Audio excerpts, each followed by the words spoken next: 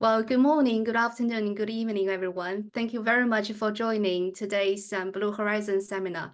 This seminar series is organized by the UNESCO Chair in Ocean Governance. My name is He Yuan. I'm the research fellow for the UNESCO Chair in Ocean Governance. And the chair holder, Professor Pierre Fayet, is here today in the audience list. Thank you very much for joining the session and supporting it. So today's session is on blue ethics and ocean values, and we are thrilled to have Dr. Larelle here to give this talk.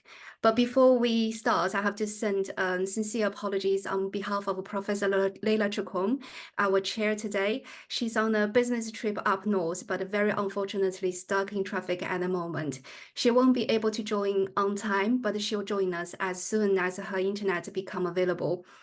So keep it fingers crossed. So for now, I'll briefly introduce Dr. Larelle so we can proceed.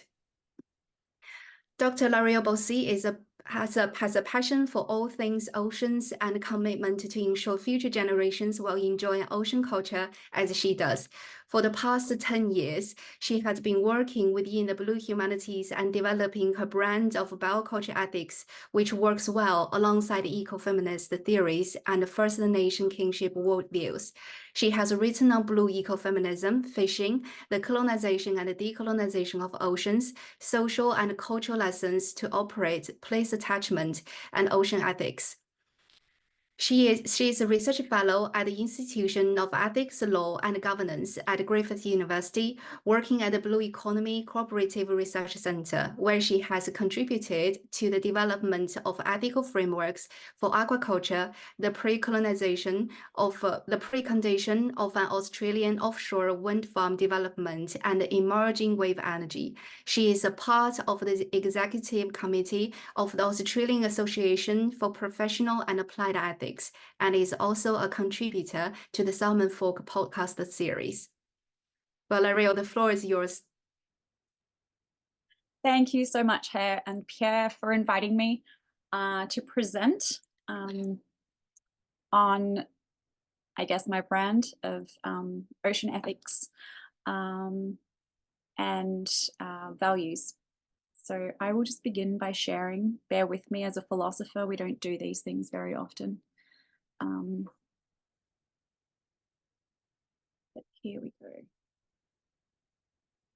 Okay, I'm sure that's working. Let's see here.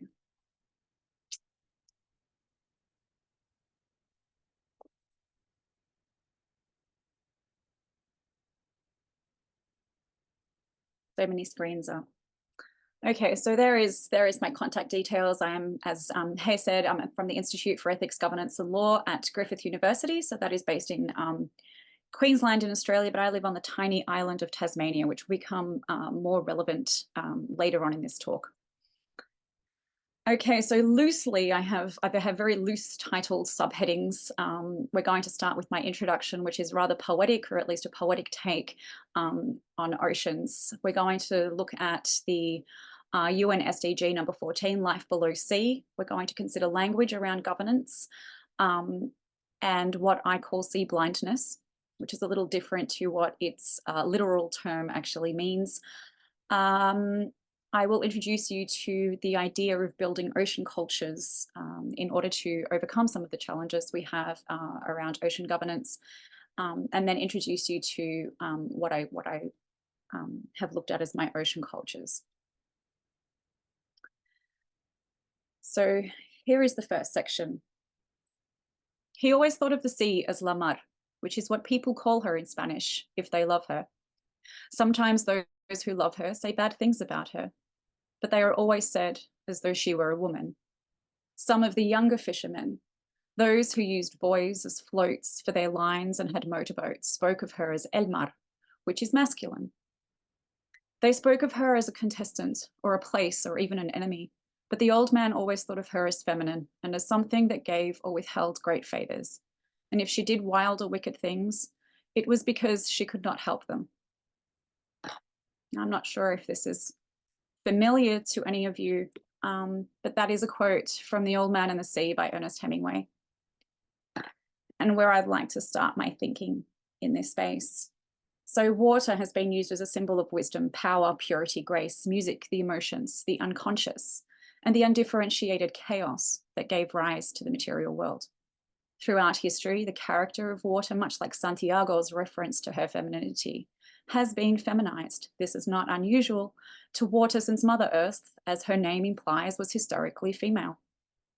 This is not and all of nature was feminized. Her bounty and abundance, fertility and nourishment cradled, nurtured, and fed all of her children, man, beast, and vegetation. In many ancient cultures, however, water was also the ultimate maternal figure insofar as she was symbolic of the amniotic fluid of life. Everything in existence was birthed from and ultimately returns to the metaphoric waters of chaos through the substance of water. The womb of life. We were born of the water and for hundreds of millions of years lived within its realm until we didn't. When returning to the womb, we are weightless, unbound by the gravitational forces of our terrestrial bodies. Reminiscent of our vestigial selves floating, we are free. Cradled by her completely, she welcomes us back, but lunged, our bodied selves are cognizant of the limitation of our aquatic life. Water is thus equally a giver of life, as much as she is a taker of it, omnipotent. With our shift in worldviews, the post-Renaissance view of water differed in many respects from ancient views, but water and its recognizable flow forms remained symbols of power, beauty, wisdom, and the essence of the natural world. In our postmodern world, water most commonly symbolizes an economic commodity which is bought, sold, collected, and distributed according to various market forces. In English, she was neutered, and her reverence as the source of life was reduced to but one of a mere resource, a drawn stock, asset, material, or supply of money bartered, traded, abused, and plundered in order to maintain efficiency. Even with the more recent contemporary acknowledgement of an interconnected ecosystem services that the oceans provide, including that of the anemone to humans through surfing, walking along a beach, and so forth, the neoliberal paradigm to which we are pledged entails a thriving and growth economy before happiness and well-being. This is exactly Hemingway's point of water and the gender divide, where gender was ascribed by relationship, by attitude. The genderization of the water ultimately defined the way in which the activity of fishing was carried out. For Santiago, armed with his lines, harpoons, and oars, even having gone months without a fish, the water was still his cornucopia, his source of nourishment to be thankful of, and from which he was united with his aquatic brethren, the fish. The fish he was catching and did catch. But his nourishment was also not confined to a protein source, but was located in his very being upon the waterscape, welcomed back to mother, sustained by la mar. For some of the younger fishermen who updated their fishing practice with better technology, el mar was a male opponent to be rivaled. The technological correlation to the genderization of the sea was not coincidental or nor consequential. This shift in perception has resulted in many unforeseen effects on the earth and the biosphere. No matter how forcefully the atheists commodify this elemental realm, our utter dependency on it for life captures a glimpse of its foregone pagan divinity. Water is formless and in perpetual ebb and flow, its tides and currents ever in breath with the moon. An absence becoming, water both unveils and conceals, washing away the stains, spills, and runoffs, swallowing up wrecks, treasures, fishing lines, discarded nets, unsecured containers, bodies and lost cities, monsters and sirens, while sometimes returning them to us at her lapping shores. Sometimes also offering them back with the bloating bellies, biological disfigurations, and plastic-infested flesh of her aquatic vertebrates.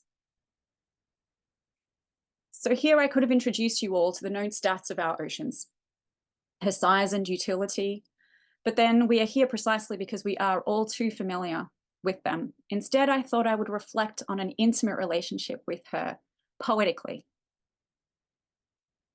And then set that poetry against the US $3 to $6 trillion of global blue growth activity, which is projected to double by 2030.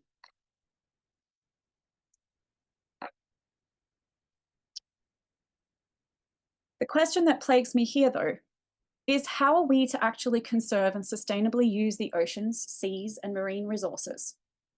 In other words, with so much blue economy growth, how are we to actually meet the UN SDG 14, life below sea? I'm certainly not convinced that under the current governance parameters, and even when global aims and agreements or ecosystem-based management plans, we will still see a change to our overexploitation of fisheries, plastics, habitat loss, invasive species, unsustainable aquaculture, through antibiotics, chemicals, competitions to wildlife, ocean pollution through fertilizers, pesticides, mercury, oils, runoffs, marine engineering and oil drilling, ocean acidification and coral bleaching, which is already at 50%, ocean warming and species on the move, and so forth. It's quite an exhaustive list if I had to keep going.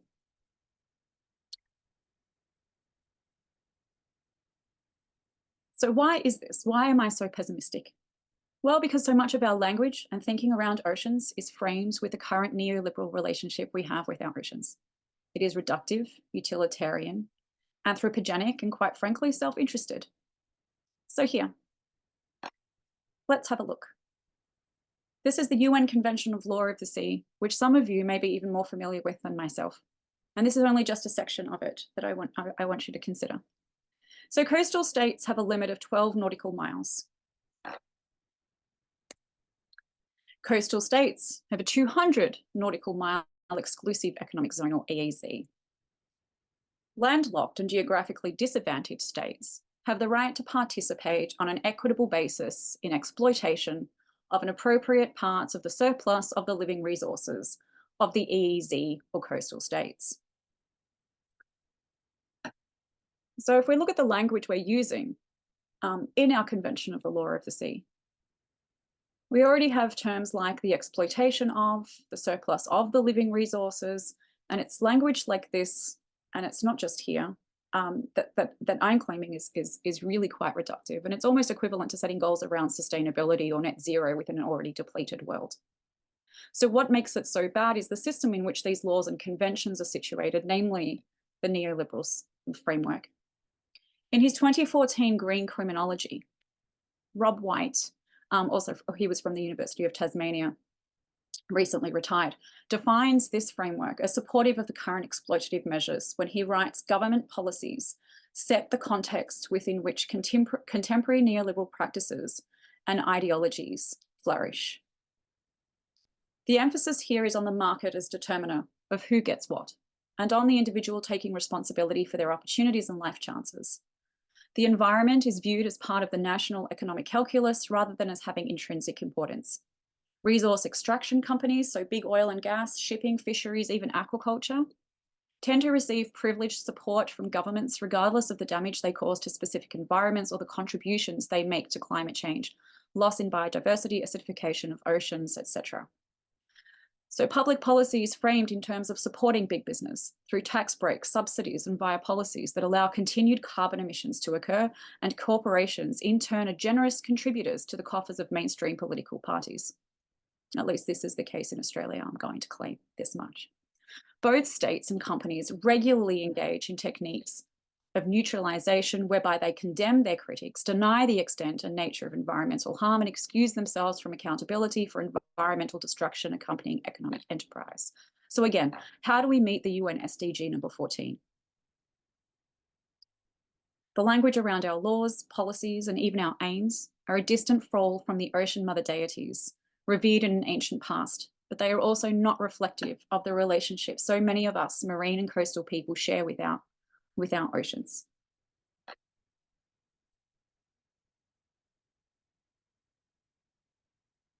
Ocean lovers, coastal dwellers, not only live, work, or holiday by our coastlines, they don't only identify as holding onto the values of their ocean activity. Surfers, fishers, sandcombers, sandcastle makers, windsurfers. But science, neuroscience and psychology, most prevalently, is proving the positive impact our ocean has on our mental health, well-being, spiritual connection with our place. And they call it blue therapy. It became extremely popular post-COVID or within those COVID years. People like me, however, have always just known it to be our happy place. That healing, expansive, and oftentimes even dangerous ocean can be symbolic of truth, of wilderness, of the infinite, and so forth. but none of this is captured in the language we use around governing our oceans.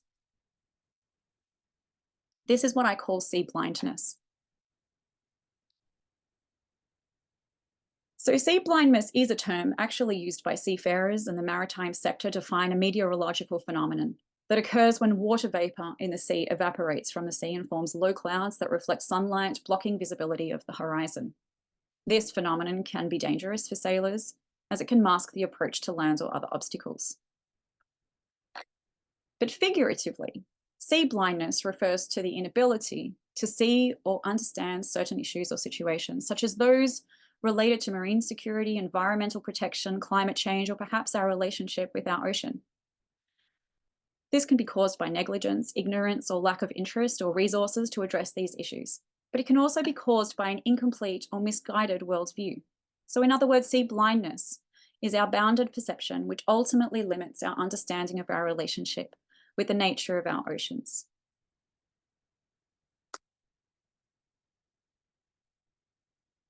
I like to think of worldviews as cultures, a way of being in the world, of relating to the world, identifying with the world, and so forth. And this world I'm talking about is not our planet, but a place. And the ocean place is an interesting one, mostly because we don't actually inhabit the ocean, at least most of us don't. And there's a small population off the coast of Malaysia that do, but by and large, we don't actually live in the oceans as a seal, let's say, or a whale. Yet we're so intimately bound to it. And so how can we come to understand this place? One of the ways in which I think is really quite dynamic and quite obvious is in this map, Spilhouse's World Ocean Map. So in 1942, Athelstan Spilhouse produced a world map from a unique perspective. He actually put Antarctica in the middle of the map and as its heart, and presented the world's oceans as one huge body of water, not interconnected, not parts of different countries or continents or regions, one massive ocean.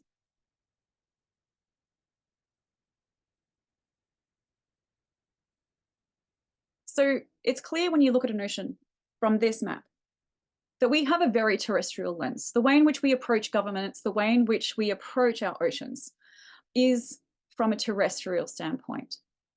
So we call it planet Earth, but when you start looking at our ocean in this way, even though we have this idea and we know that it's over 70% ocean, our planet is 70% ocean, we would probably have been more accurate in calling it ocean, not Earth.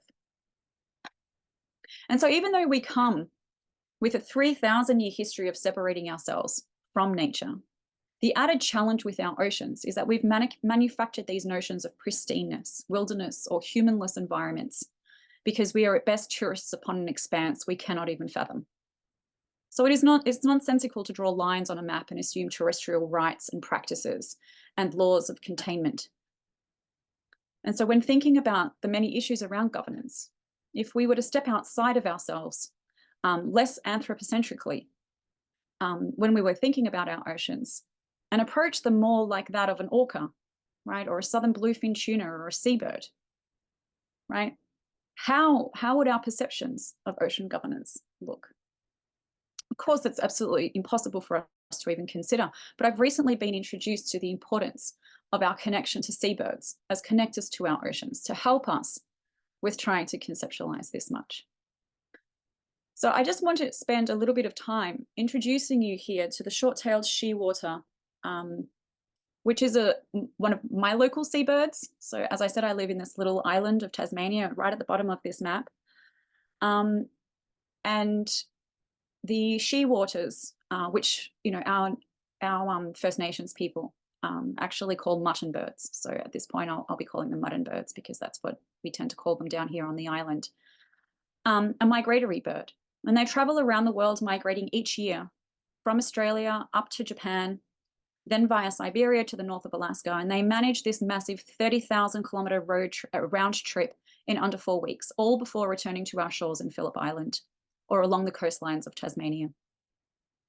They migrate in accordance to the ocean, and as a seabird, they connect us to the ocean. Scientists have actually begun tracking their movements around the globe to link them to the environmental changes that are happening also in our oceans. So changes in the marine environment will be identified in the patterns of their behavior and breeding of mud and birds over time. So climate change and changes in plastic contamination, also fisheries or biomass within those fisheries, in the Southern Ocean in particular, will be traced by the behavior of these birds. As the global climate is changing, its impacts on whether the mud and birds successfully breed in that year will be monitored. This hints at the kind of interconnectivity of our ocean that our First Nations people in Tasmania have maintained for some 60,000 plus years. So of course, within this narrative and this relationship that they have built with the mud and bird for over 60,000 years, we also have elements of totemism, stories, songlines, art connected to this relationship between the Palawa people and the birds. And this is fundamentally based on a kinship worldview that is rather distinct, and some can argue quite in opposition to the current neoliberal one that we're in the midst of. But one I believe that we can find common ground in over our conceptualization of place. So place here, and when I refer to place, it is not a GPS coordinate, but it's actually pregnant with meaning. Whilst our reductive worldview may assume place as a landscape or a location, defined as something that we are outside of, that we are observers of, places are the location of connection inside of us. So they are much more a location as well as a mood that we actually occupy. And we begin to understand why cultures actually arise in places, not in locations.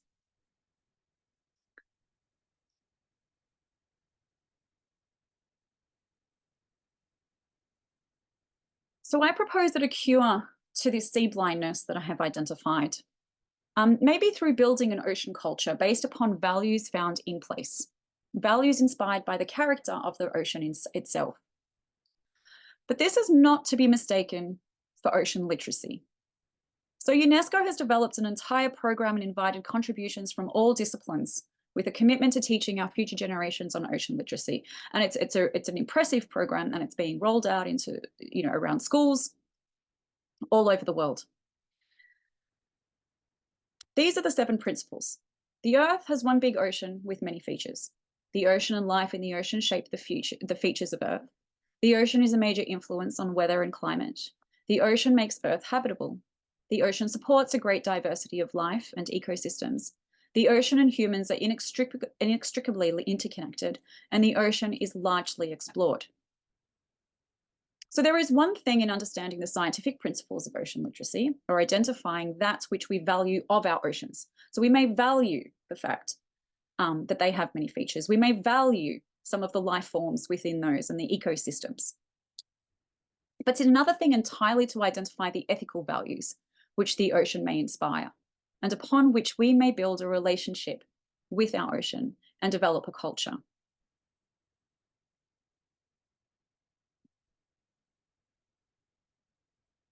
So ocean cultures are not a new thing. I haven't come up with this idea, right? And it's unsurprising the many websites, NGOs, and conservation groups dedicated to developing ocean cultures are art-based. They are storytellers, giving a voice to the greatest life support system on our planet, our ocean. I think this caption that I have here tends to, I think, encapsulate what I'm talking about when I think about ocean cultures. The way of water has no beginning and no end. Our hearts beat in the womb of the world. The sea is your home before your birth and after your death. The sea gives and the sea takes. Water connects all things, life to death, darkness to light. I'm not sure any of you are familiar with this term, with this particular quote, or where I may have got it from. But it was from Avatar, The Way of Water. I like a bit of sci-fi, and I actually really enjoyed The Way of Water, mostly because, and here is my reasoning. So since 2014, so about 10 years ago, I started my PhD and I was the first person to have written a philosophy of fishing. That was the end point of that PhD. So you can imagine I spent a lot of time trying to understand ocean cultures, fishing cultures, ethics around our oceans, and the philosophies that come from our oceans. And what was really impressive to me was that so much of what I uncovered during my research and so much of what I had put together, I actually did see within this film in terms of the way in which they actually brought together this ocean culture. What I also have here is a picture of the Amazon of Japan. And the Amazon are often known as the oyster divers or the pearl divers of Japan. They've also got sisters in Korea that do this practice, and it's been documented for about 800 years. So what you have is this woman culture on these coastlines that, there are stories attached to them, art attached to them. These women were extremely independent for all of this time. They did not have to marry. They could marry if they wanted to. They made their own money, and they made really good money. They had a strong connection to the oceans. And during this, some decades ago, it was actually the Amazon that noticed the impacts of climate change in their waterways. Because they know them so well, and they have stories and knowledges that have built up over 800 years. They noticed that the waters were warming, not only because of how it felt on their skin, but also because of the changes in that ecosystem. So the algal blooms that they were experiencing, the impacts that it had on the shells of those oysters, the impact of that it had also on the sea cucumbers that they would also die for. So it was actually this particular culture and the knowledges of this culture that, was brought into this knowledge base that we assume is utterly and always scientific. So taking it from this perspective, I'll now introduce you to some of my ocean values or blue ethics. So the ocean place demands a particular way of being with nature, which coastal communities over time have come to reflect in their cultural practices, activities, and ways of governance. This human-ocean relationship is founded upon ethical values, which I have taken from the character of our ocean itself and the way we ocean people, coastal people, are with her. So once we remove Poseidon and Neptune from our imaginings, which for Europe and Europeans, those raised within this European system is sometimes a little bit challenging to do. The feminization of our ocean was actually inescapable. Not only was there a connection to Mother Nature, or more explicitly to Mother, as the womb of our planet, but many First Nations communities associated oceans with women's country or women's business, where fishing and trade was negotiated and managed by women. It is also therefore not surprising the characteristics of the ocean that I have used to inspire my ocean values are traditionally feminine. Also not surprising was that their masculine opposites, which we'll get to, are characteristics and values that have codified the success of neoliberal system and the success of those successful within that system. So here is a quick introduction to what these are, and these are not values that you have not heard of before. They're becoming extremely popular amongst some of them are becoming increasingly popular. But I'm going to dissect these a little further to really to demonstrate how they are significantly different in the way in which I've conceived of them. So interconnection, dynamism, flux, transparency, vulnerability, and diversity. Each of these values can be adopted by the individual, the community, and the ecosystem within which it functions. So fishers, divers, surfers are each vulnerable to the ever-changing and forceful conditions of the ocean they enjoy. Rarely do they perform their activities without a spotter, a friend, a colleague. Such vulnerabilities are shared by individuals, coastal communities, as much as they are emerging blue industries. The safety and resilience of coastal communities within an ever-changing and interconnected ocean place is ensured by the transparency they share and the reliance they develop within their interconnections. This community is not defined by subsistence, but is inclusive of individuals, families, schools, businesses, political decision-making, tourists, industries, and other communities dependent upon trading with them, and so forth. So here is what I'm talking about in terms of when I'm saying the juxtaposition of values, right? Traditional gender values. This is not to be mistaken for men and women. Okay, these are traditional values that in ethics and philosophy, came up. You can trace these back to ancient Greece, if you like, and so we have interconnection or dependency. I'm using terms associated with the ones that I am specifically looking at. And then on that opposition is individuality and independence, which really came into force. I think you see those in the corporate cultures of the 1950s and 60s in the United States, really. Dynamism or superficiality and flux, change, in opposition to permanence, stability, constance.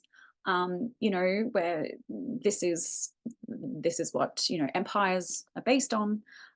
This is what our laws and systems are based on, which are becoming very increasingly challenging when we're faced with so much flux and challenges from things like climate change, etc. Transparency and openness we have in opposition to opacity. Ambiguity, closedness. So when you're thinking about companies or you're thinking about, data collections kept very close to one's, to oneself as opposed to shared and disclosed. While there is a push for disclosure, particularly with carbon accounts all over the world, this is a very new, a new way of doing business. Vulnerability, weakness, softness. If you think about the opposition to that being dangerous, strong, and hard, these are the kind of qualities of success in some ways. Perhaps not dangerous, but at least strength. Diversity, and then being juxtaposed against the idea of the empire of the self, right? This kind of colonial or colonized perspective that you need to be like me. Monopolies, for example. And this idea of the empire of the self, for those of you not familiar, comes from an Australian philosopher by the name of Val Plumwood. She was an eco philosopher. So if we dive in a little bit, and I've tried to think about our values from the point of view of why I've come up with these from our ocean, and then how they are relevant at a personal level, but also from a more complex kind of governance, whether that's political, social, corporate standpoint. So the ocean is a united, as we've seen, unbound ecosystem of reefs, migrating species, and so forth. Boundaries or modalities of separation in an ocean simply do not function in the same way as they do on land. So this unbound idea of ecosystems and this intimate connection within ecosystems. From a personal perspective, we have interconnections with our family, our communities, and our own ecosystems.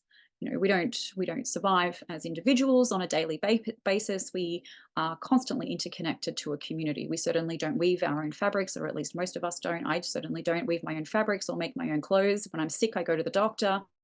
I go to the store to generally purchase my food, etc. So we are in this interconnected web.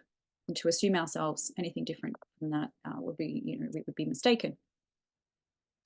From a governance standpoint, we've got, across, and then we can look at various industries, even across, our blue economies, for example. So fishing communities, for example, fish together, they fix nets together and support each other. Successes are often dependent on weather, the moon, the tides. Blue economies, both old and emerging industries, are interconnected to each of their stakeholders and competing industries with which they share the ocean space. Success stories of ocean renewables placed in EEZs are still dependent upon the approval of local communities. Sustainable management requires transdisciplinary research and modes of management and interconnection of knowledges. From a governance perspective on our oceans, we have an interconnection of stakeholders across differing levels of government, councils, states, nations, industries, companies, and employees, especially within the environment, not contained by borders. So this is my kind of narrative around interconnection. We then have dynamism, flux. I tend to like the word flux, but I think dynamism is a little bit more appropriate. So we look at the ocean is in a constant state of flux with tidal rhythms, seasonal patterns, added pressures from climate change, species migration, our personal elements of dynamism and change, our commitments change, life's seasons change. Who we are at 3 is certainly different to who we are, at 15 or 20 or 40 or so forth.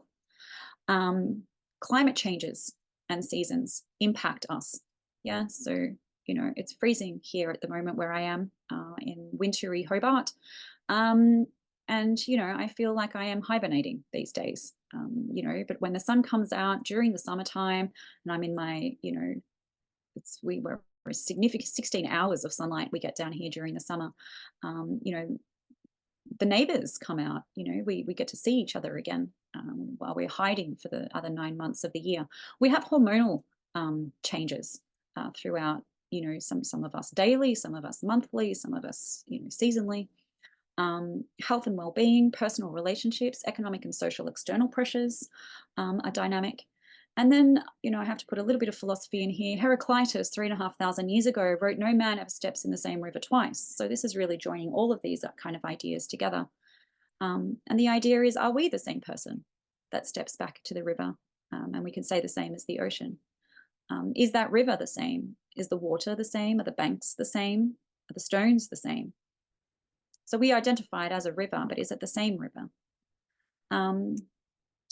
From a governance standpoint, we have shifting baselines, dynamic monitoring and review processing systems. Increasingly, we need to look at the way in which we can, use dynamic management and governance. What would something like the spirit of the law, how would we go trying to work within this dynamism around a spirit of the law as opposed to the letter of the law? And this is obviously going to be different in different parts of the world. Some of us are more prescriptive with our laws, and some of us are already working within this kind of notion of the spirit of the law. Live monitoring, live data collections, and open access to data. So these are all things that, in emerging blue economies in particular here in Australia, we are currently debating and talking about this. Most of what I've listed here in the governance section is not at all part of our business as usual, but certainly something that I'm working on trying to encourage within my ethical framework developments. So we move to transparency. So the ocean, the property of water itself, right? Water is transparent, but of course it gets extremely dark as we get deeper. From a personal standpoint, openness and accountability and responsibility coming with that openness is how transparency, I think, can be associated. Similarly, in order to genuinely move our ocean culture to one that is sustainable for future generations, transparency is required in procedural and distributive justice, in collection of data and metrics, in management plans, and this certainly has been the case for many of the emerging industries already embedded within their regulations thus far. Disclosure reporting, as I mentioned before, in climate accounts just across, I know Europe is far more advanced than we are in Australia. I'm not quite sure how the US is sitting on that at this point. Australia is only just beginning to go down this path. We're always a little bit far behind. But I have this really great example for you that happened in 2013, I think, in California in a place called Morro Bay, which is Central California. They were having a real problem, the fishermen out there, and a lot of my examples often are fishing just because I worked on this space for so long. But there was a small community of fishers. Stocks were depleting. Councils were wanting to buy back their quotas. And you had the conservationists sitting there wanting to take responsibility for these depleted stocks. And the government decided to have the conservationists talk with the fishermen. Now, this is not what usually happens. You have fishers and you have conservationists on the other side. But here they actually began to talk. And what they came up with was similar to what I had spoken about already within that the dynamism element in terms of data sharing, live data collections. So they were all put on an app. All of the fishes were put on a map. They all had their quotas, and they all knew that ocean space really, really well. They knew when the where the nurseries were for those particular fisheries, and they began to self-manage this space. And they did this by transparency. So within this data, this app that they had, they were able to actually put in their data, and if they happened to catch over their quota, and this didn't happen all that often, but if they did, they were able to register it. So the other fishers wouldn't actually go out there and catch their quota, they would actually reduce it. So things like that, right? So it's transparency on those kind of management techniques tend to work really well. So there was a whole bunch of positives that ended up out of this. You had these fishers turning entrepreneurial. They actually fished less. They made more money. They reopened their fish markets. It was a great feel-good story and a very successful narrative, I think, when you have so many fisheries on decline around the world. Okay, we have diversity, so that's clear. Ecosystems in balance are extremely diverse, right? And often if you're going to, and we're finding this with Aspergillus right now in aquaculture, so a seaweed that if taken out of its ecosystem and developed at really, really high intensity and high quantities, actually release broforms. So this is problematic. Larelle, sorry to interrupt you. Do you mind? Hi, Layla. Hi. Do you mind, sorry, bringing your presentation to a close, because we have quite a few questions and only 15 minutes? Yeah, absolutely.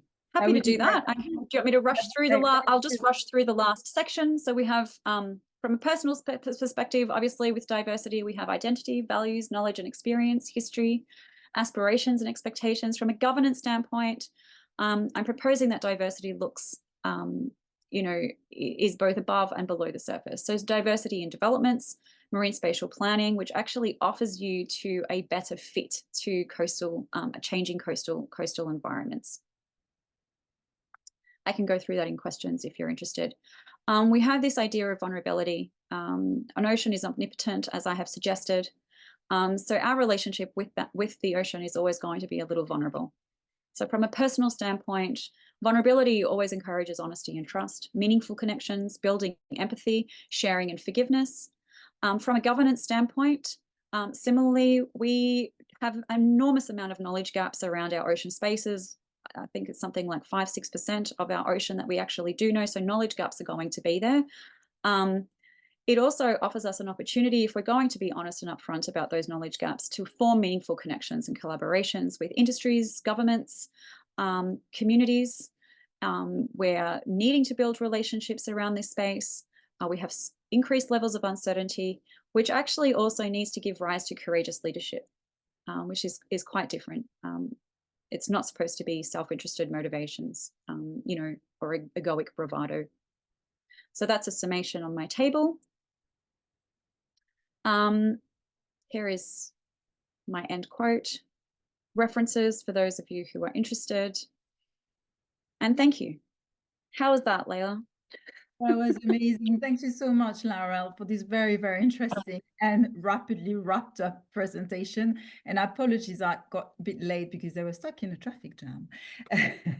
So you have plenty of questions which testify of the interest of the many, people in the audience for your presentation. I'm going to ask you the first question, and I'm sure this question has been asked to you many times. So when we talk about values, when we talk about ethics, the problem is that these values are generally specific to one given community, to one given country, one given religion. As you know very well, we can talk about values from a doctrinal perspective, from a sort of ethical or moral perspective, from a social or even aesthetic perspective. So how could we reach values which are broad enough to be shared universally? So that's my question, and you have lots of questions following that. Yeah, great. So I'm going to do it. I'm going to try and sum it up pretty quickly. I often get this from my students. So oftentimes when we think about values like that, like I did say within my talk, which is what we place value on. Those are really often cultural. So we have this idea that, cultural relativism means that we actually have ethical relativism, right? Or value relativism, which is not the case. So when we're thinking about ethics, we're digging a little bit deeper.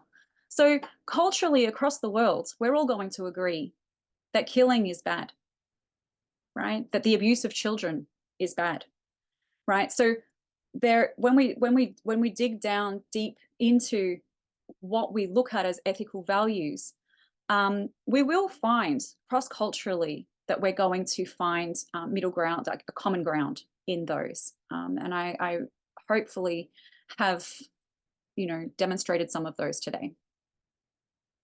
Yes, you're right. And as a lawyer, I can't, not mention what we call non-derogatory or compulsory or, the most fundamental human rights. So that's what we're talking about generally. And it's a basis of rights, or you may say maybe values that are common to humanity.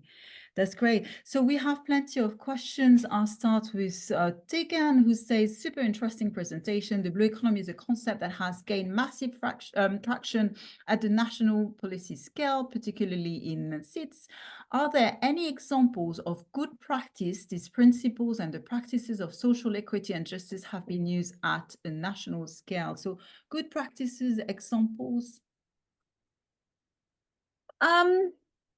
I think there has, look, at the moment, I'm actually looking at, I've worked across a variety of different parts of the blue economy. At the moment, I'm looking at renewable energy, so quite topical around the world right now. And specifically looking at offshore wind. It's a new rollout development for Australia. We haven't actually gone and secured that at this point. And one of the best practices I have seen in my research was actually in Maine in the United States.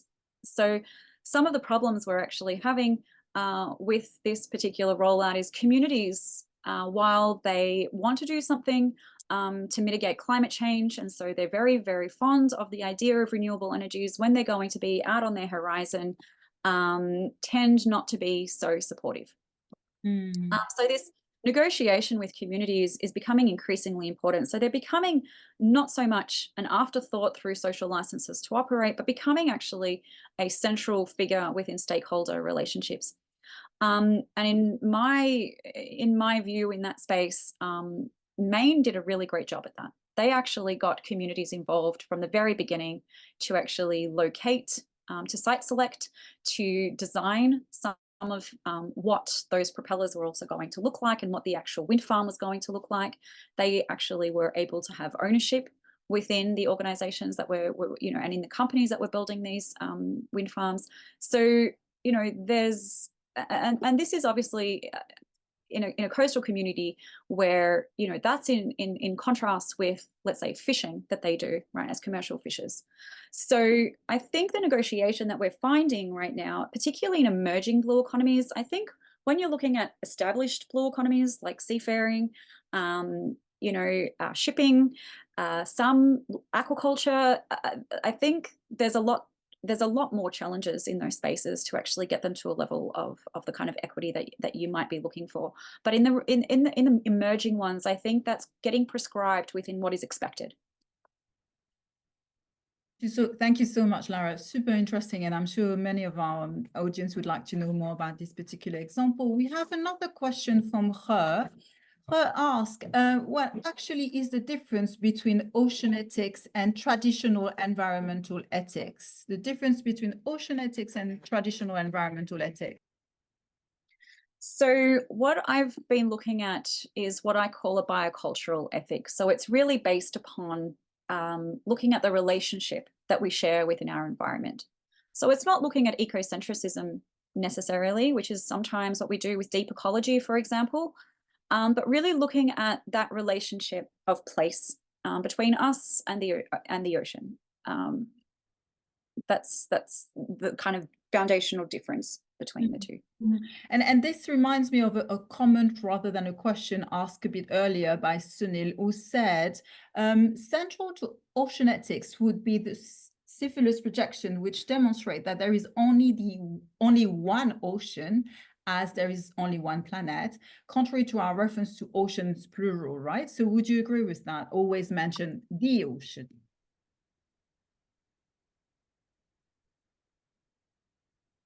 I'm trying to work out what is the actual question, just as there is. Well, it's not really a question. I think it's more a remark. But I agree. I mean, I think this is part of the, you know, even when we're looking at ocean cultures and developing ocean cultures, there is going to be differences in location. But I think what's important here, and at least why I actually looked at the Spillhouse map, is really that the interconnection that plays out. So there is going to be diversity, right? That's also one of the values. There's going to be a huge amount of diversity within that one ocean, but it is completely interconnected. So if you think about, I mean, we don't even really know the migration routes, right, of whales. We don't have any idea where the whale shark goes. Right, we have wonderful whale sharks that come and visit us every year on an Australian West Australian coast, and we don't actually know where they go. So this interconnection is really important, and so yes, that goes back down to language as well. Yeah, that's super interesting, and we have a number of people, including her herself, who works on language in the center. So I'm sure you could have a interesting common research on the use of language and in this creation or maybe translation of common values for humanity and indeed the ocean.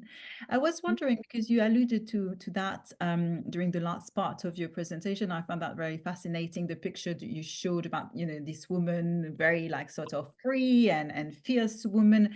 So to what extent are I don't know, woman, feminine values taken into account into the creation of these general ocean values, and what would they be if you had to summarize these sort of woman? So yeah, I think well, I did mention that those values that I have suggested are traditionally feminine values, juxtaposed against our masculine values, which tends to resonate with oceans and traditionally what those oceans and, you know, how the ocean was genderized.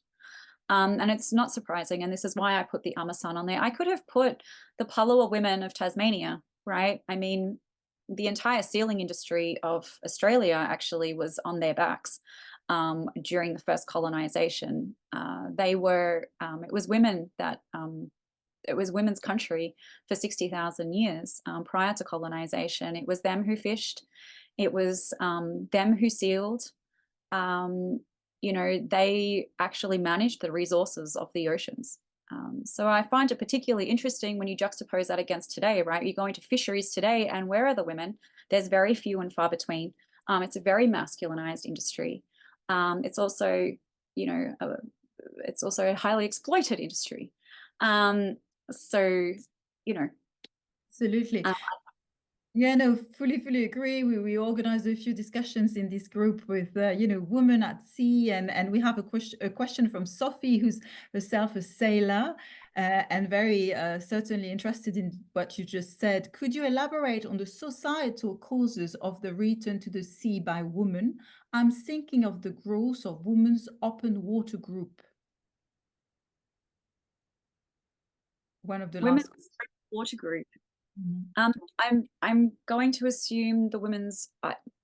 Would Sophie like to tell me exactly what she means by the women's or open water group? So if Are they swimmers? So if you want to take the floor, Sophie, just say what you mean by that. What I mean is, certainly in the UK, we've witnessed a kind of an evolution in the acquisition of or use of the sea by women in this, with the kind of construction or establishments of women's specific open water groups, a kind of a bonding with the sea and the bonding amongst women with the sea. Yeah, that's I kind of thought that. We also see this in Tasmania, and I'm one of those. So I swim. It's 9 degrees right now in the water, but I'm out there, and you know, and that's one of the things I noticed. I noticed that by and large, women, they get to the age of around 40 and above, and they take to the sea. And they're reconnecting with the water. And I notice also that there's not that many men that are joining us in that space. It doesn't matter what time of the morning you get down there. And I asked, actually, it's one of the only places I get to that I'm not surrounded by academics. I'm surrounded by, women from all walks of life and experiences. And oftentimes they've come back and said, it's the only place no one is going to hassle me, right? Because no one's going to follow me into this freezing cold water. My kids are not going to come out here. My husband is not going to come out here. My partner's not coming out here. I'm here left to my own devices. And, I leave it all in the water. And I think it's a spiritual connection, perhaps a connection that we are missing, yet is instinctual in us all. And, if this is the womb of the planet, maybe this is where we're returning for answers, for security, for letting go of all of those, emotions and intensity of the world. And so maybe it is women's place. Maybe the ancients had it right. Maybe the traditional, the traditional owners of these waters, had it right. That's great. Thank you, Larelle. So I think we found a place to hide frozen, freezing waters. That's it. We have a last question from her. And Sophie was saying, I have the same experience on the seafront beach of our island city. We all live by the sea. And I think Sophie is very, very sort of literate and acquainted with water. So we have a last question from her. Bringing in the regional factor, would this framework from your study, which we know is based in Australia, be equally practical in other regions like Europe, Asia, or Africa? So to what extent can you export your finding to other regions of the world? Yeah, so given that I'd love to do some work with other regions of the world to test this out and see if this is the case. However, if I have done well in my research, and if I have done it successfully, and I have looked to the character of the ocean itself to base a lot of my values and my ocean ethics around, I would have to say yes when it comes at least to ocean cultures, and when it comes to developing blue ocean economies, I would say that yes, they are transferable. And we're already seeing those values play out in leadership discussions. I consult in leadership and board senior executives. These are some values that get spruiked, used in really different ways, perhaps not the vulnerability aspect, but I think that's a really important value to take to this space, especially with so many knowledge gaps. So I would say that yes, I would say that they are transferable. Super interesting. The sort of common heritage of mankind, but common heritage of humankind rather. Excellent. Thank you so much, Larelle. I think everybody found your presentation super fascinating, and there is a lot of food for thought for more discussions and certainly common research. So I hope we'll stay in touch for common projects. Wanted to thank you for your time and this excellent presentation, and also thank our audience for all the many lovely and interesting questions. Thanks very much again. Thank you so much. Excellent. Thank you for everybody joining. You have a great for you evening, night, day. Thank you so much. It's 10 o'clock in the evening. So you have a great time for me. Lovely. And thanks very much to her and all the Blue Governance Center team, Hélène, Sophie, and everyone for the support. Thank you, everyone. See you soon.